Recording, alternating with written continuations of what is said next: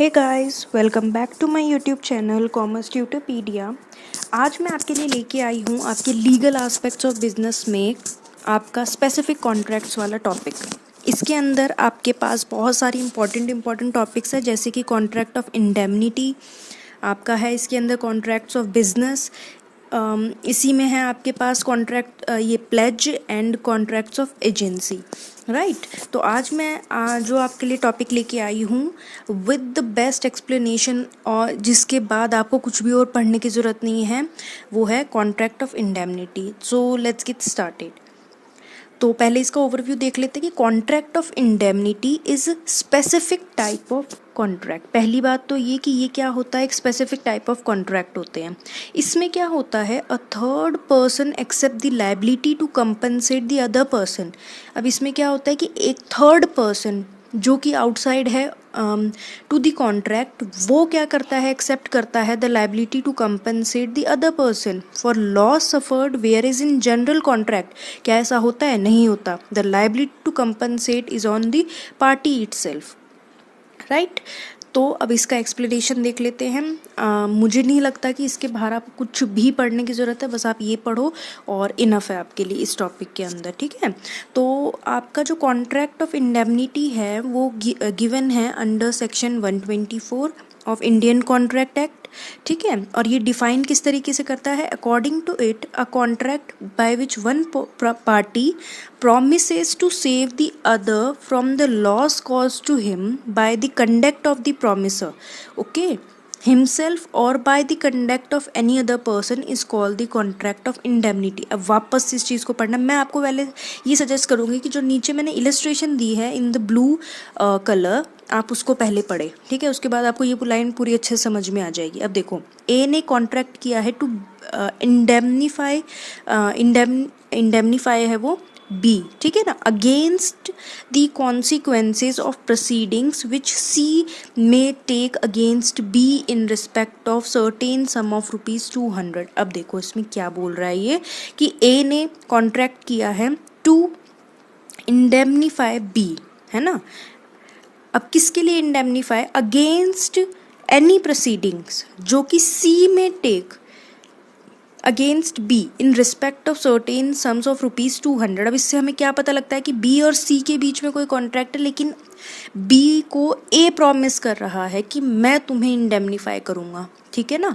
तो ये एक तरीके का गारंटी बोल सकते हैं हम इसे, या इंश्योरेंस बोल सकते हैं इसे, राइट। अब इसके वापस से ऊपर वाले में जाते हैं हम, इसका जो डेफिनेशन दे रखा है, a contract by which one party promises to save the other from the loss. अभी इसमें जो इलस्ट्रेशन थी, इसमें कौन प्रॉमिस कर रहा है? ए प्रॉमिस कर रहा है बी को, ठीक है ना, from the loss caused by him, cause to him by the conduct of the promiser, या तो उसकी खुद के द्वारा या फिर by conduct of any other person, is a contract of indemnity. अब इसमें एक चीज़ बहुत इंपॉर्टेंट है आपकी, which is a contract like ये जो कॉन्ट्रैक्ट है ना, इसके अंदर हम एग्जाम्पल के रूप में दे सकते हैं कॉन्ट्रैक्ट ऑफ इंश्योरेंस एंड अच्छा, दोनों ही कॉन्ट्रैक्ट ऑफ इंश्योरेंस दे दिए, उसके लिए सॉरी, ठीक है ना। तो कॉन्ट्रैक्ट ऑफ इंश्योरेंस में क्या होता है कि एक इंश्योरेंस कंपनी होती है जो कि मतलब दो लोगों के बीच में कॉन्ट्रैक्ट है। सपोज करो मैंने एक कार खरीदी है ना, मैंने शोरूम से कार खरीदी है, मैं एक पार्टी हूँ, शोरूम वाला एक पार्टी है,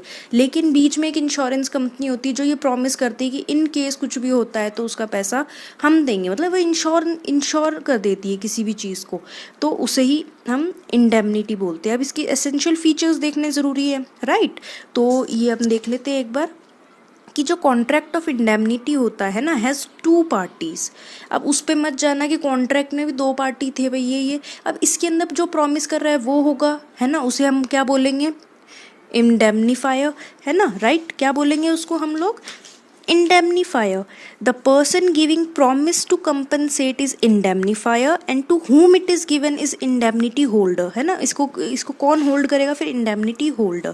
दूसरा है हमारे पास contract of indemnity contains all element of lawful contract। तो कोई भी इसके लिए ये नहीं कह सकता कि भाई ये चीज़ किस तरीके से, मतलब है ना, ये कॉन्ट्रैक्ट नहीं है, नहीं, ये भी एक कॉन्ट्रैक्ट होता है। A party promises the other to protect him from certain losses, है ना, उसमें हमने एग्जाम्पल एग्जाम्पल में देखा, the indemnity holder is entitle to receive compensation for actual loss not the agreed complete amount. अब इसमें क्या होता है कि वो पूरे लॉस का भुगतान नहीं करता है, वो उसके एक पार्ट का भुगतान करता है, ठीक है ना, कि भाई तेरे को इतने लॉस से तो मैं बचा लूँगा। ऑल राइट, अगला है आपके पास, the contract of indemnity can be written oral और बाय कंडक्ट, वो किसी भी फॉर्म में हो सकता है। These are contingent contracts and based on fact. अब इसका मतलब आप समझ लीजिए, कंटिजेंट क्या होता है, ऑन विच मतलब जो डिपेंड करता है on the happening of certain events. तो ये जो कॉन्ट्रैक्ट्स होते हैं तभी इमर्ज होते हैं when there is a contingency in the contract, जब कुछ होने का अनुमान हो। तो दैट्स इट गाइस, इस वीडियो में इतना ही है। और अगर मुझे इससे भी इम्पोर्टेंट कुछ लगे, मुझे नहीं लगता कि कॉन्ट्रैक्ट ऑफ इंडेमनिटी में इन पॉइंट्स के बाहर आपको कुछ भी पढ़ने की ज़रूरत है। तो आई होप आपको ये वीडियो पसंद आई होगी, आप इनको नोट डाउन कर लीजिएगा और इसको पढ़ के ज़रूर जाइएगा, मेरी वीडियो को लाइक कर लीजिएगा। मैं जल्द से जल्द आपके लिए ये जो आपके और टॉपिक्स है इसमें कॉन्ट्रैक्ट ऑफ इंडेमनिटी, मतलब इंडेमनिटी हो चुका है, गारंटी बचा है आपका, बेलमेंट बचा है, प्लेज बचा है, एजेंसी बचा है, ये सब मैं आपको पूरा करवा दूँगी, आप बस मुझे फॉलो कीजिए। Okay guys, thank you.